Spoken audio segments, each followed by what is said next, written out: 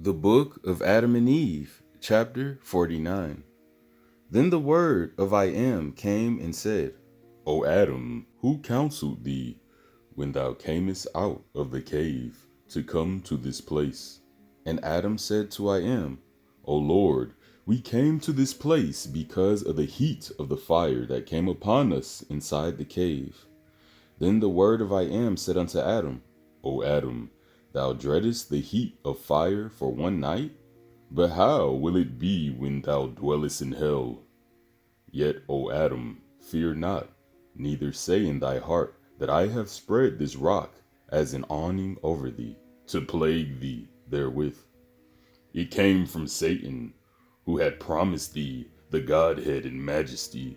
It is he who threw down this rock to kill thee under it, and Eve with thee, and thus to prevent you from living upon the earth. But in mercy for you, just as that rock was falling down upon you, I commanded it to form an awning over you, and the rock under you to lower itself. And this sign, O Adam, will happen to me at my coming upon earth. Satan will rise the people of the Jews to put me to death, and they will lay me in a rock and seal a large stone upon me, and I shall remain within the rock 3 days and 3 nights. But on the 3rd day I shall rise again, and it shall be salvation to thee, O Adam, and to thy seed to believe in me. But, O Adam, I will not bring thee from under this rock until 3 days and 3 nights are past. And the Most High power of Israel withdrew his word from Adam. But Adam and Eve abode under the rock 3 days and 3 nights, as the Most High power had told them. And the Most High power of Israel did so to them, because they had left their cave and had come to this place without the Most High power's order. But after 3 days and 3 nights, the Most High power opened the rock and brought them out from under it. Their flesh was dried up, and their eyes and their hearts were troubled from weeping and sorrow. Hold up! We gotta clap it up, bro. For chapter 49 of the book of Adam and Eve. What did this say? It said so much. Oh, it said so much.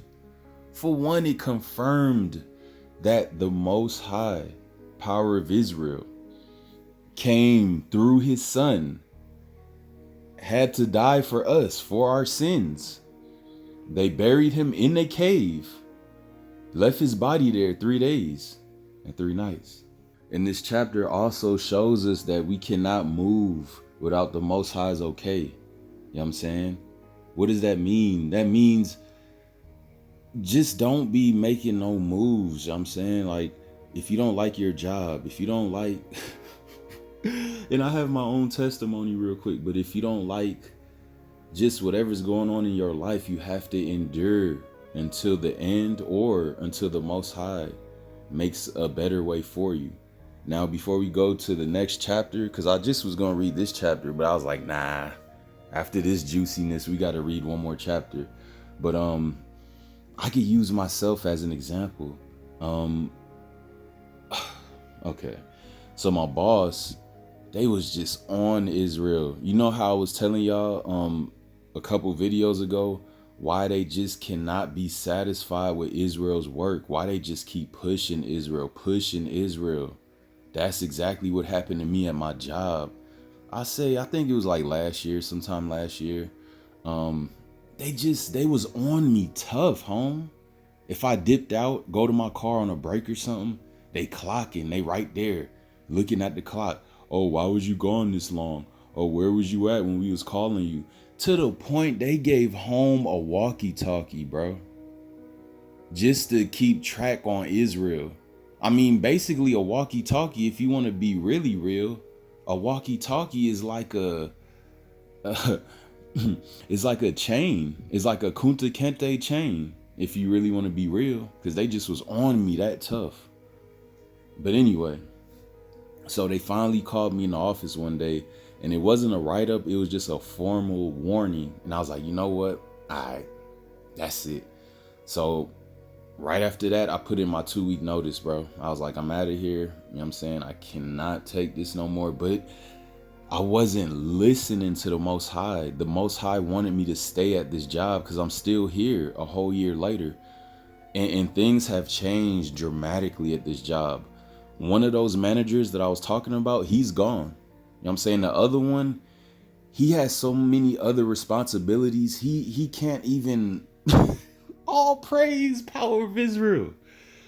He has so many other responsibilities, he can't even track on me like that. You know what I'm saying? And then on top of the fact that when I showed y'all again a couple videos ago, Israel's performance, job performance versus these two Gentiles, you know what I'm saying? In Israel's job performance, I was pulling like 800 and something orders.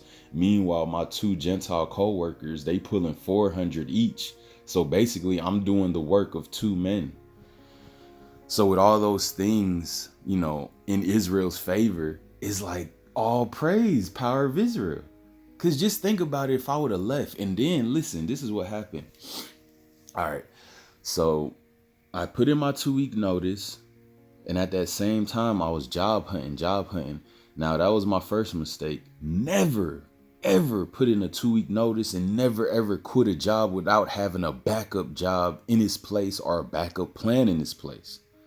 That was my first mistake. Second mistake was that I just jumped the gun too soon. Like, cause that's what I used to do, bro. In my younger years, I used to quit jobs like that. If I didn't like how they was talking to me, I was a real live kunta. If I didn't like how you was talking to me, I'll curse you out first before I walk out that door. I'm not just finna let you talk to me and then walk out. No. But anyway, so yeah, that was my first mistake. Second mistake was the fact that I didn't have nothing lined up. Third mistake was the fact that I trusted Gentiles. Never put your trust in a Gentile. I had a Gentile HR woman, human resources, at the new job that was about to hire me. Bro, I went to 2 interviews. I did the background check. I did the drug test. We did like 2 phone interviews. I did everything they wanted me to do. But this lady was still on my head. I'm like, and she was on my resume. Like, who does that? All over my resume. Like, oh, well, it says here that you worked at such and such place. But then when I check your work history, the dates are not lining up. And I'm thinking in my head, like, lady, just hire me. Stop playing with all the extras. Like, this is how petty she was. Okay, I put it on the, like, I'll give you an example.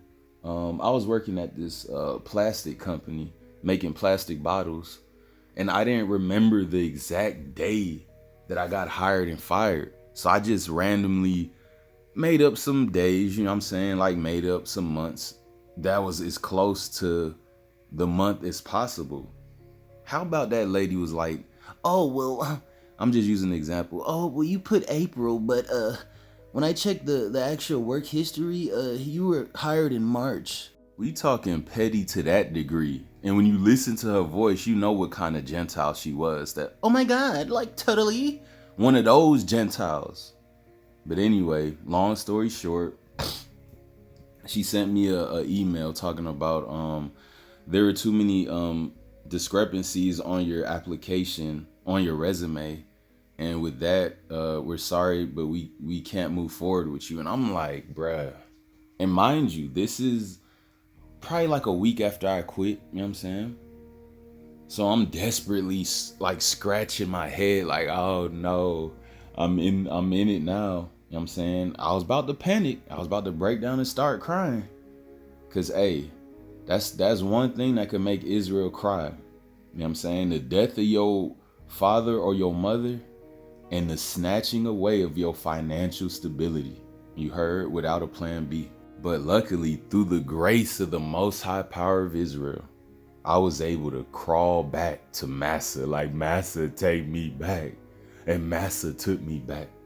You know what I'm saying? But not the Massa that's at this job. I'm talking about HR at the job that I was at. You know what I'm saying?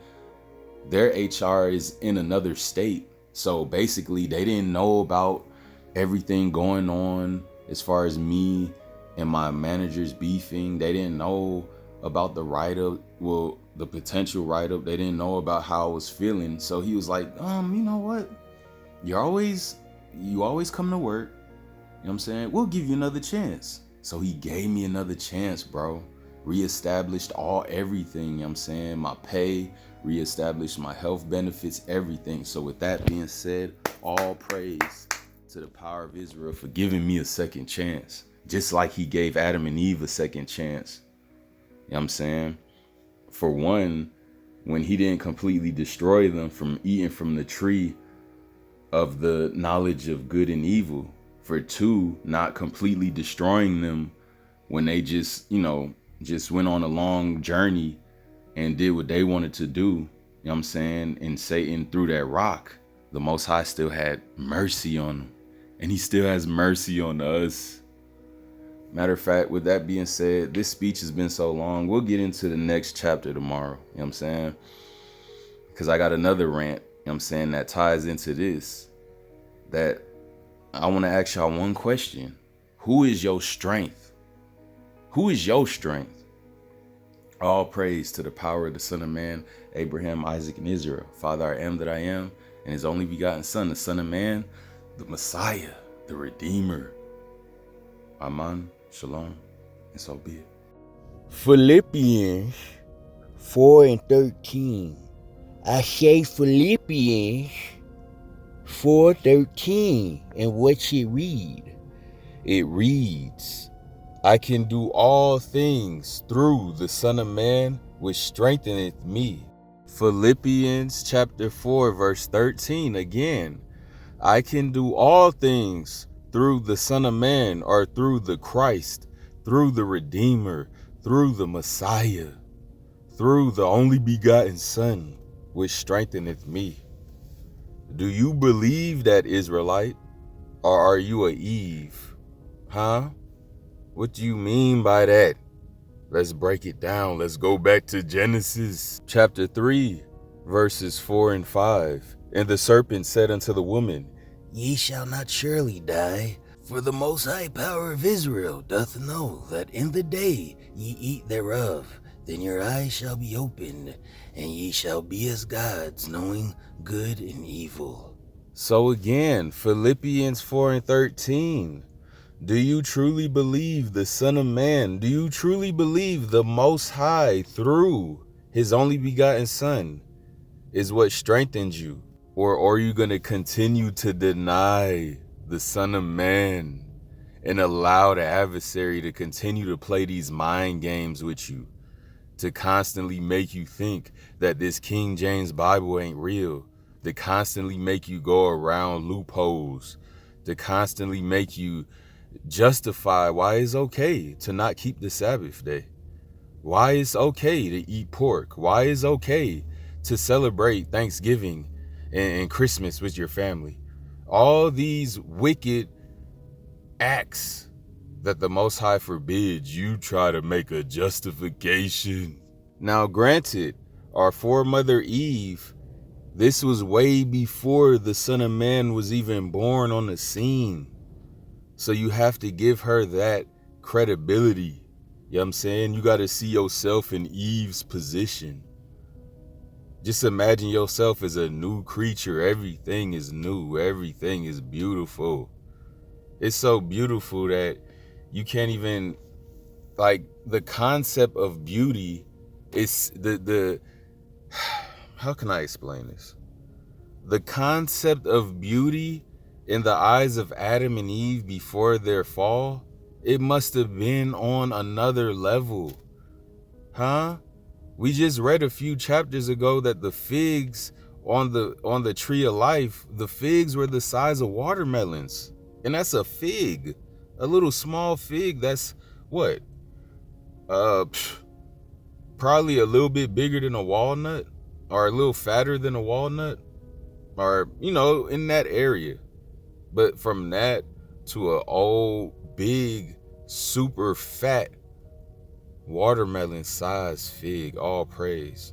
So again, Adam and Eve was probably going through system overload, but it was a natural thing. It wasn't like You know what I'm saying? Like how you download a computer, you download a computer with too much stuff and then it explodes.